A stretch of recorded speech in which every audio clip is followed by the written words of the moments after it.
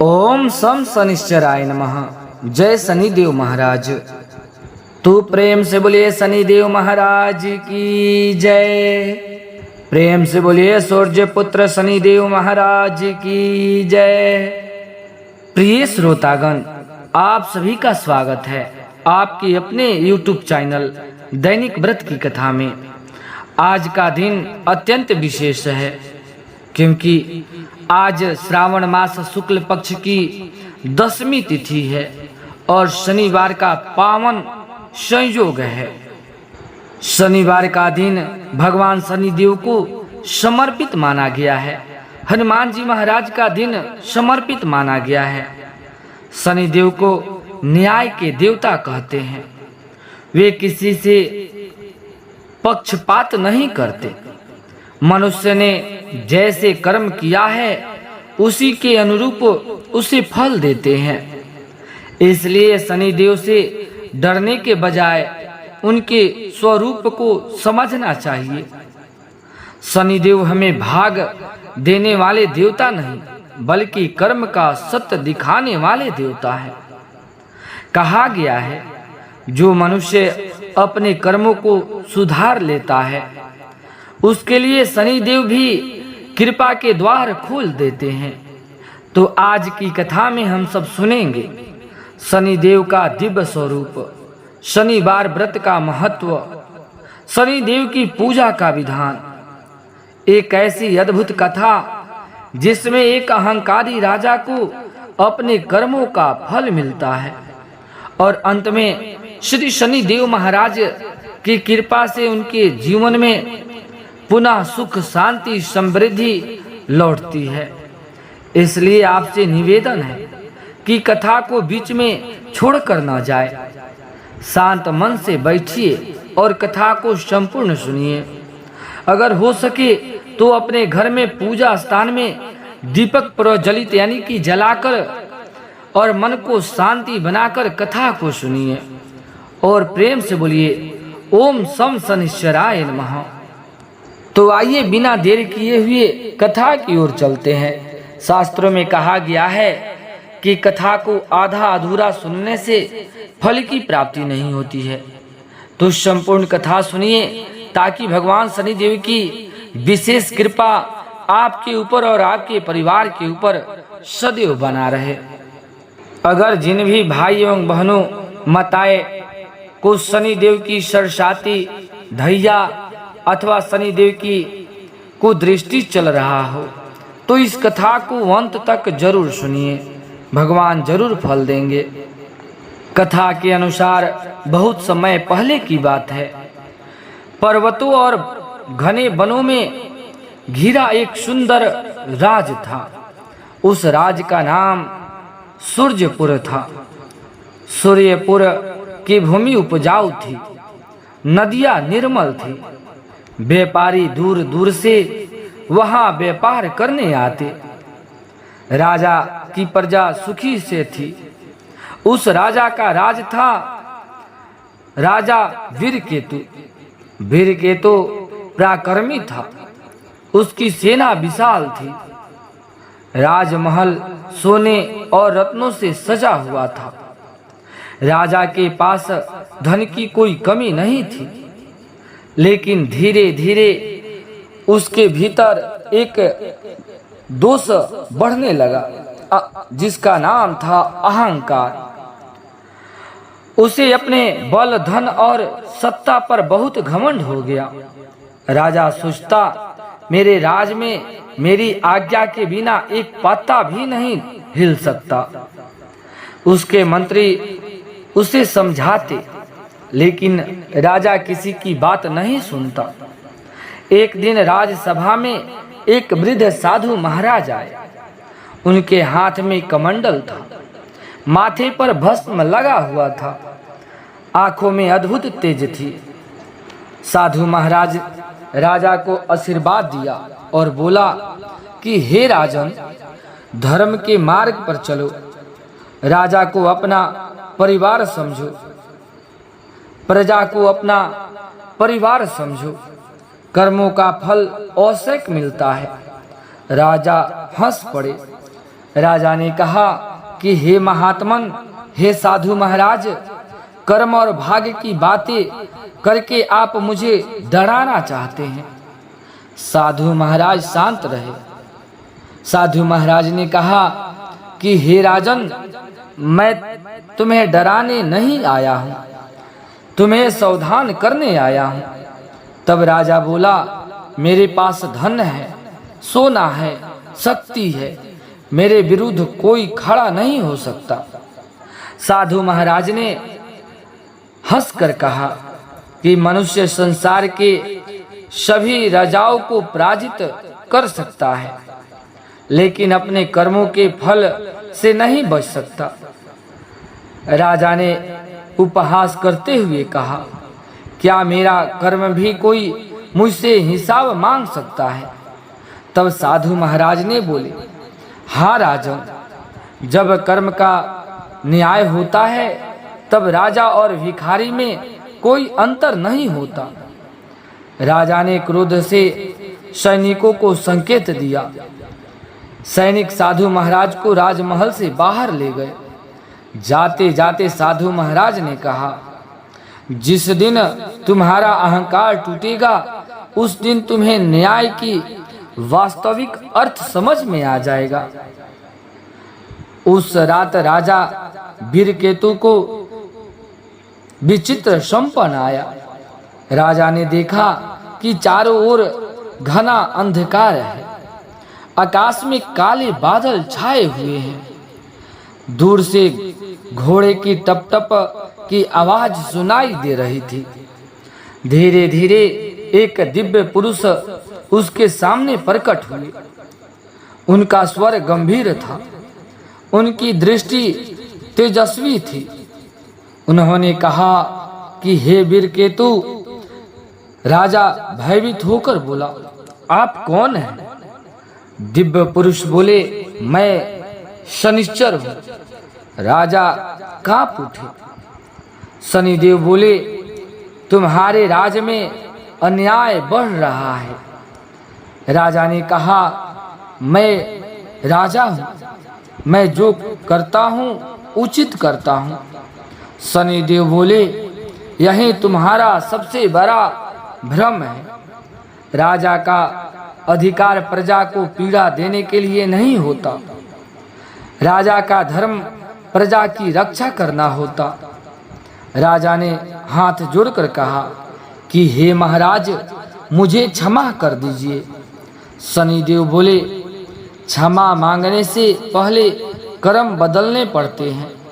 इतना कहकर वह दिव्य स्वरूप अदृश्य हो गए। राजा की नींद खुल गई। उनका पूरा शरीर पसीने से भींगा हुआ था। कुछ ही दिन बाद सूरजपुर में अचानक संकट आने लगा। कहीं वर्षा रुक गई तो कहीं फसल खराब हो गए। व्यापारियों को नुकसान होने लगा। राजमहल में भी धन की कमी दिखाई देने लगी।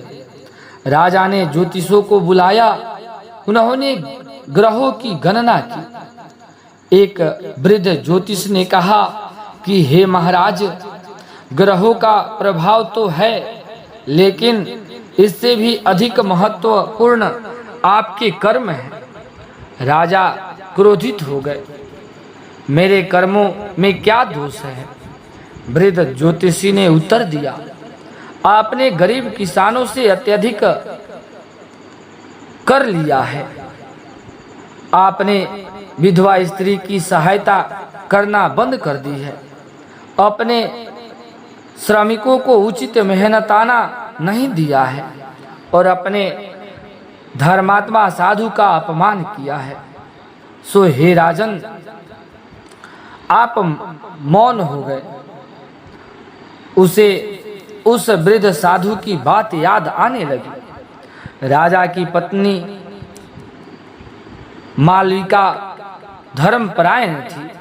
उसने राजा से कहा कि हे स्वामी, यदि आपसे कोई भूल हुई हो तो उसे स्वीकार करने में संकोच क्यों कर रहे हैं?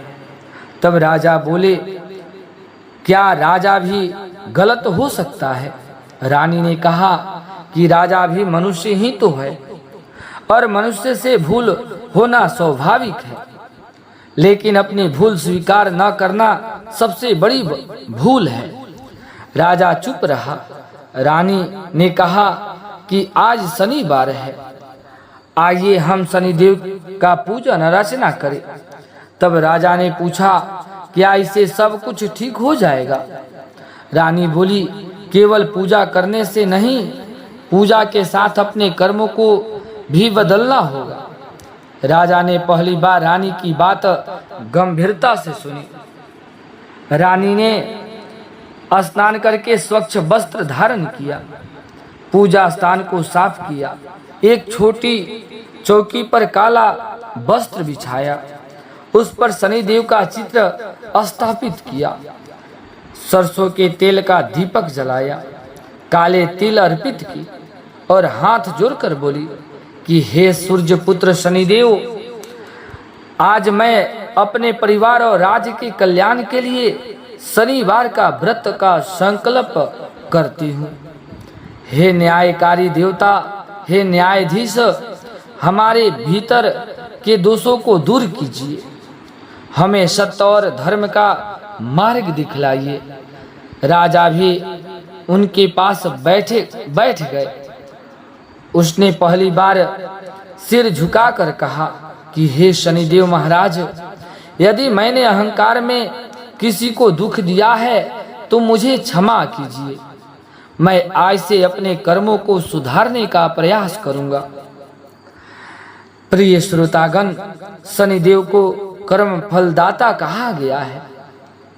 उनका स्वरूप हमें यह ज्ञान देती है कि संसार में कोई भी कर्म व्यर्थ नहीं जाता। मनुष्य सोचता है कि उसके कर्मों को कोई नहीं देखता, लेकिन प्रकृति सब देखता है, समय सब देखता है और कर्म अपना फल अवश्य देता है। इसलिए शनिदेव का स्मरण केवल संकट के समय नहीं करनी चाहिए, बल्कि सुख के समय भी करना चाहिए, क्योंकि जो मनुष्य सुख में धर्म का पालन करता है, उसके लिए संकट के समय भी ईश्वर का सहारा बना रहता है। और एक प्राचीन और कथा है, उसको भी आप सब श्रद्धा पूर्वक श्रवण कीजिए। एक दिन राजा वीरकेतु शिकार के लिए जंगल गए।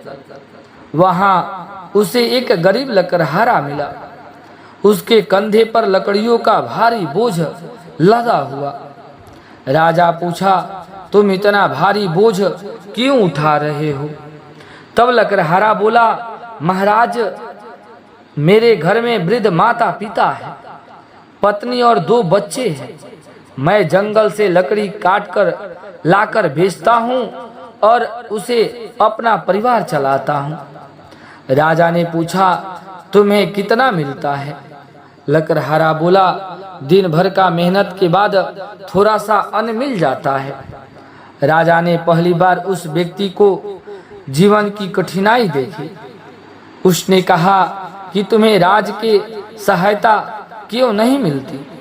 लकड़हारा मुस्कुराए और महाराज, सहायता मांगने के लिए भी राजमहल तक पहुंचना पड़ता है। राजा के पास कोई उत्तर नहीं था।